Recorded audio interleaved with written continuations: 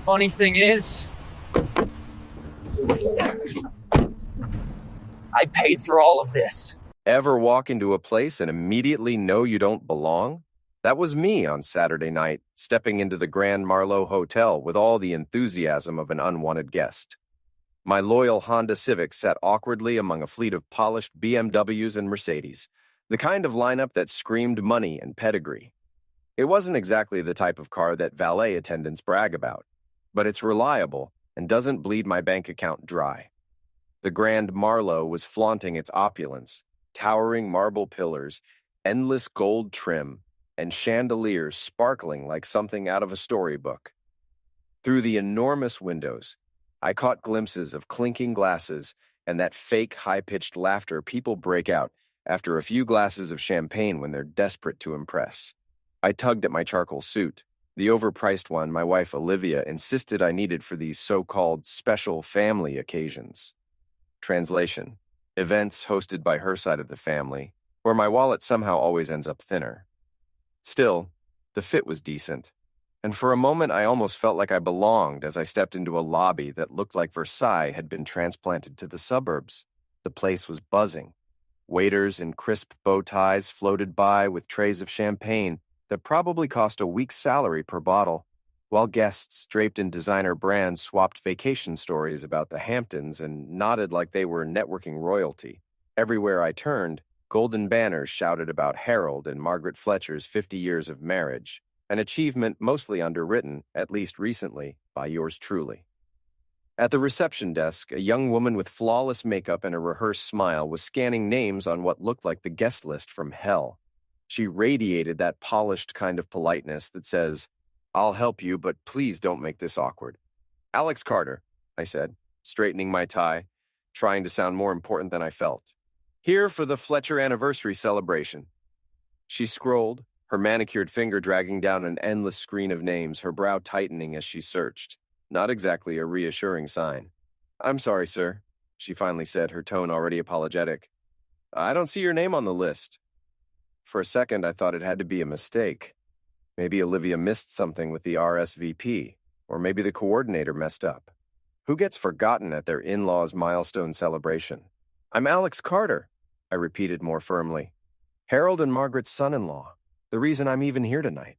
Her eyes softened, sympathy flickering there, but her voice remained professional. "I really do understand, sir, but your name simply isn't listed." Before I could even process what the hell was happening, I noticed two security guards approaching. These weren't your typical rent-a-cop types either. These guys looked like they could bench press my Honda and still have energy left over for a protein shake. The first guard, built like a linebacker with arms that could snap branches, leaned in so close his aftershave stung my nose. "Sir, you're being asked to leave," he said in a voice as icy as the champagne chilling nearby. As if that humiliation weren't enough, his partner chimed in, loud enough to draw stares. "Escort this beggar out," he barked, tossing the word like a punchline. Beggar. That single word ricocheted through my head, heavy with absurdity. I froze, stunned, trying to process the sheer audacity of it. Me, dressed in a suit worth more than some people's rent, labeled a beggar at the very event I'd bankrolled. And that's the insane part. I had footed the bill for the whole lavish circus. 240 grand. Venue, catering, flowers, entertainment, decorations, and what Margaret coyly called special touches. Translation: that ridiculous swan-shaped ice sculpture and the live jazz quartet. Just 48 hours earlier, I'd wired the last payment. Olivia had shown up with tearful eyes, explaining how her parents were drowning under final costs and how it was on us to save the day. She leaned on all the right words: family, duty, love, legacy. And like the fool I must have been, I didn't hesitate. I transferred the money without a second thought. Now I stood in a ballroom bursting with music I'd paid for, guests toasting with champagne I'd funded, decorations glowing thanks to my bank account, treated as if I'd crashed the party I had literally bought. Something inside me shifted. Not just anger, though that was boiling. Not only humiliation, though it burned hot. No, this was sharper, cooler, edged with purpose. I didn't argue, didn't shout, didn't demand to speak to management. I simply glanced at the two hulks blocking me then at the receptionist avoiding my eyes, then at the glittering celebration unfolding without me. And I made a choice. Without a word, I walked back through those towering glass doors and into the crisp night air. Something in me had snapped, replaced by a dangerous kind of calm. The part willing to bankroll people who treated me like an ATM was gone. In its place, clarity. I slid into my Honda Civic, engine off, parked across from the hotel like some uninvited spectator. I watched the steady stream of luxury cars, Mercedes, BMWs, Lexuses, the occasional Porsche, roll up for valet. One by one, familiar faces emerged. Harold's law partner who never paid his share. Margaret's committee friends who spent more money planning charity luncheons than they raised.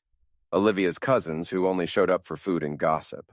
All of them strutted in their designer outfits, posing under that gaudy golden arch that cost more than most weddings. Champagne poured endlessly, laughter rang out, and the Fletchers basked in 50 years of celebrated matrimony. The irony was suffocating. None of them knew.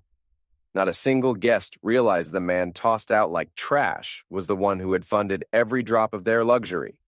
My phone buzzed with alerts, bank notifications confirming payment after payment, venue deposit, catering balance, entertainment fee.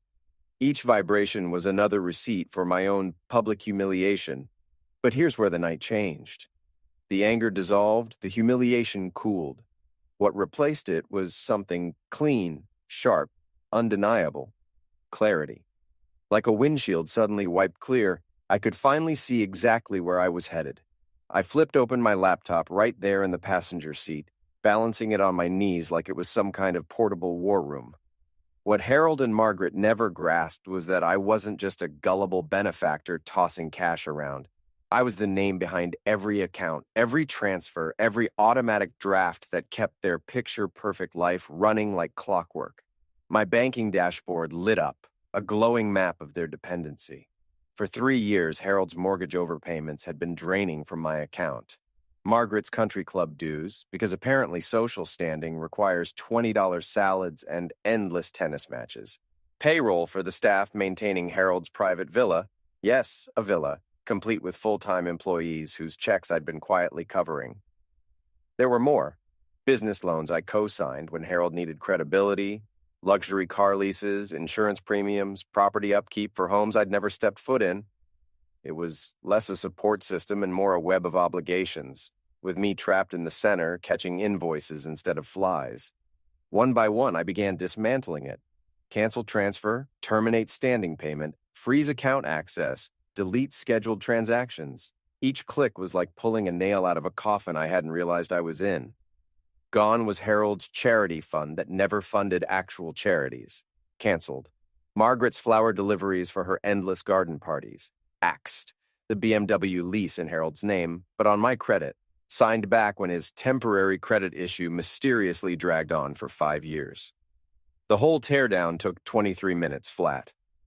In less than half an hour, I'd unraveled years of entanglement, cutting $240,000 worth of obligations, payments, and transfers. At 9:42 p.m., my phone lit up. Olivia first, straight to voicemail. Then Harold, then Margaret.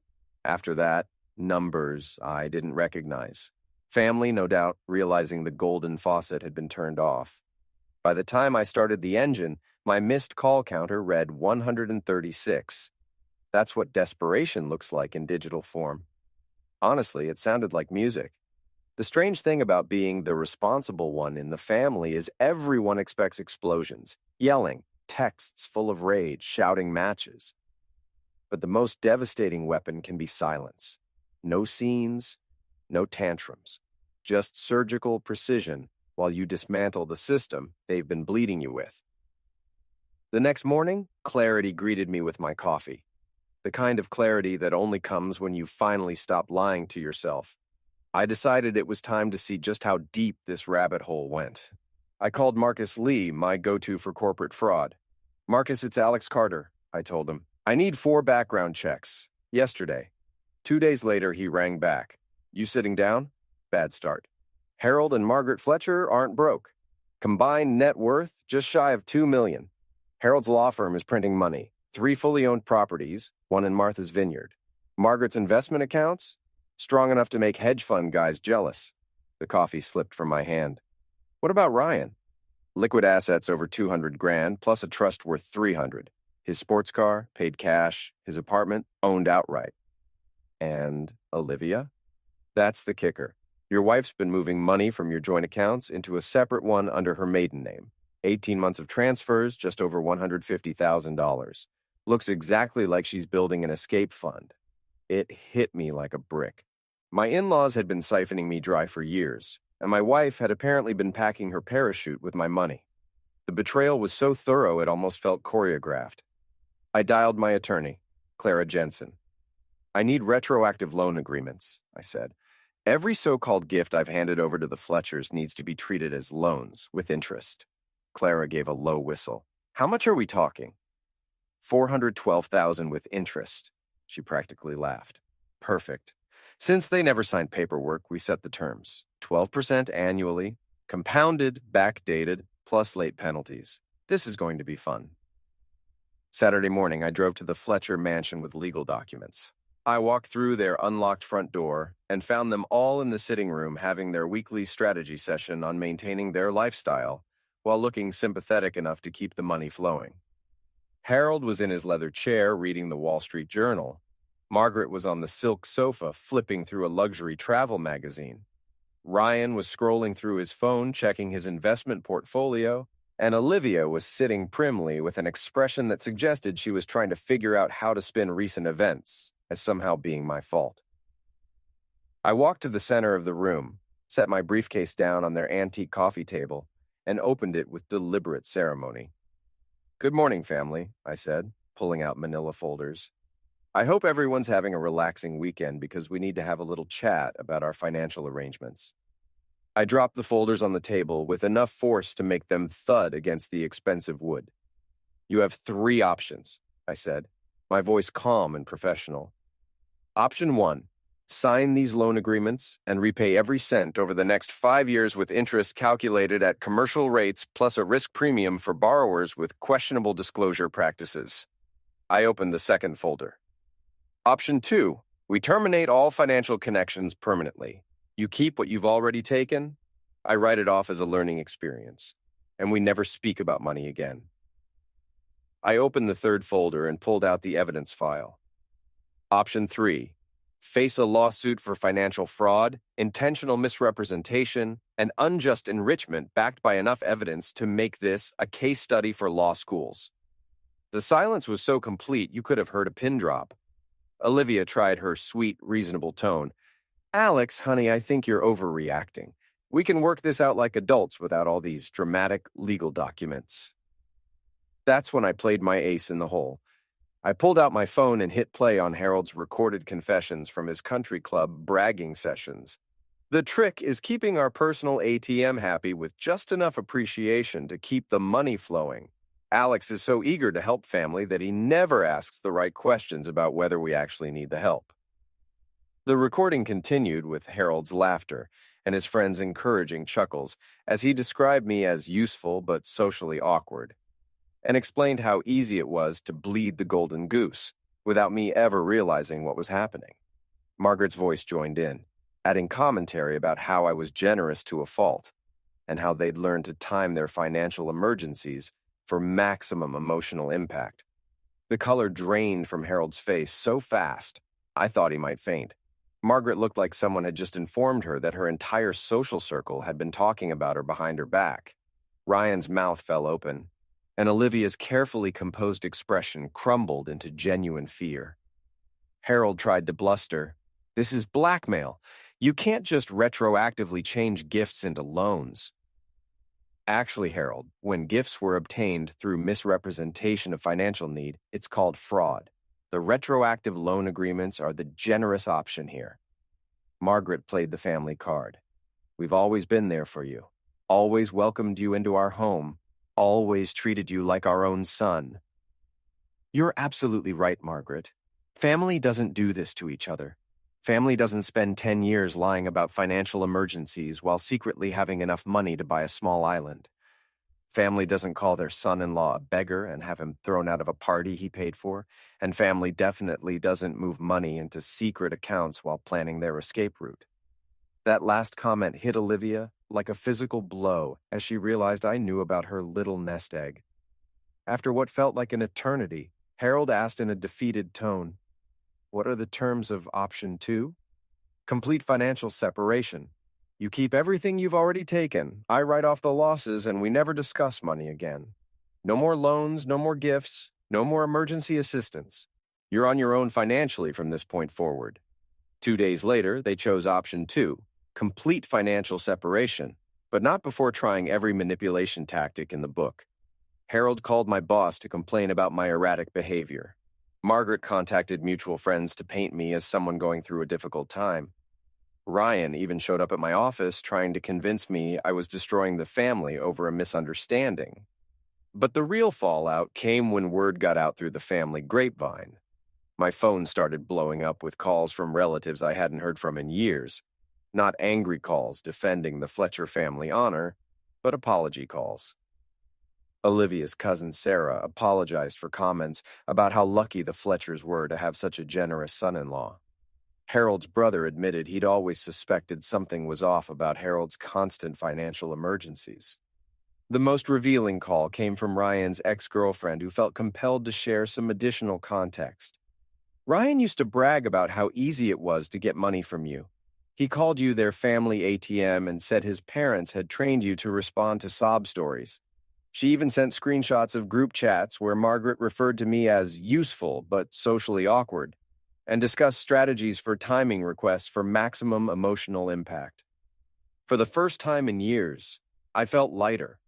The weight of constantly worrying about other people's financial problems, the stress of being the family's go-to solution for every crisis, the guilt of wondering if I was doing enough to help, all of it was gone. I had been carrying the financial and emotional burden of 4 other adults for so long that I'd forgotten what it felt like to only be responsible for my own life. 3 months later, I was sitting in a cafe in Prague sipping coffee that actually tasted like coffee when I got a text from Clara with an update that made me laugh out loud. Harold had tried to refinance his mortgage and discovered that removing my name from all those loan guarantees had seriously damaged his credit rating. The man who'd spent years bragging about bleeding the golden goose was now finding out what life was like when the goose flies south and doesn't come back. Cutting off the Fletchers had been like removing a financial tumor. That $240,000 I'd been hemorrhaging annually into their lifestyle suddenly became available for my own life. The first thing I did was pay off every remaining debt I had. Student loans, credit card balances, that car payment that had been hanging around for 3 years. Being completely debt-free felt like taking off shoes that had been too tight for so long I'd forgotten what comfortable felt like. Next, I upgraded my business in ways I'd been putting off for years because I was always sending money to the Fletcher Family Emergency Fund instead of investing in my own future. New equipment, better software, a marketing campaign that actually worked. All the things I've been telling myself I couldn't afford while I was busy affording Harold's gambling debts and Margaret's shopping obsession disguised as charity work. But the real game changer was this 3-month European vacation I was currently enjoying. Paris, Rome, Barcelona, Prague, Vienna, all the places I'd dreamed of visiting but could never afford because I was too busy funding other people's dreams of country club memberships and luxury car leases. I was staying in decent hotels, eating at restaurants that didn't require me to check my bank balance first, and generally living like someone who actually had money instead of someone constantly giving it away. Every meal I bought, every hotel room I booked, every train ticket I purchased was paid for with money that would have otherwise gone to fund Harold's wine club membership or Margaret's monthly flower arrangements. I'd even bought myself a decent car when I got back. Nothing too fancy. Just a reliable sedan that didn't make me feel like I was driving a testament to my own screwed-up financial priorities. The best part about my new financial freedom wasn't the money itself. It was the complete absence of stress about other people's problems. No more panicked phone calls about family emergencies. No more guilt trips about family loyalty. No more sleepless nights wondering if I was doing enough to help people who didn't actually need help. so much as they needed someone to subsidize their lifestyle choices. Olivia had moved out while I was in Europe, taking her secret bank account and her plans for financial independence with her. The divorce papers were waiting when I got back, which saved me the trouble of filing them myself. She'd even left a note explaining how this was all for the best and how we'd both be happier apart, probably the first completely honest thing she'd said to me in years. I signed the papers without a lawyer, kept the house, kept my business, and kept my sanity. She got her secret savings account and whatever assets she could prove were hers, which wasn't much, since most of our major purchases had been funded by my income, while hers had apparently been getting quietly diverted into her escape fund. As I sat in that Prague cafe watching normal people live normal lives without having to fund their in-laws' luxury lifestyles, I realized that for the first time in a decade, I was living life on my own terms. My money was mine. My time was mine. My stress level was manageable, and my future was something I got to plan instead of something that happened to me while I was busy solving other people's problems. The golden goose had finally learned to fly, and the view from up here was absolutely spectacular.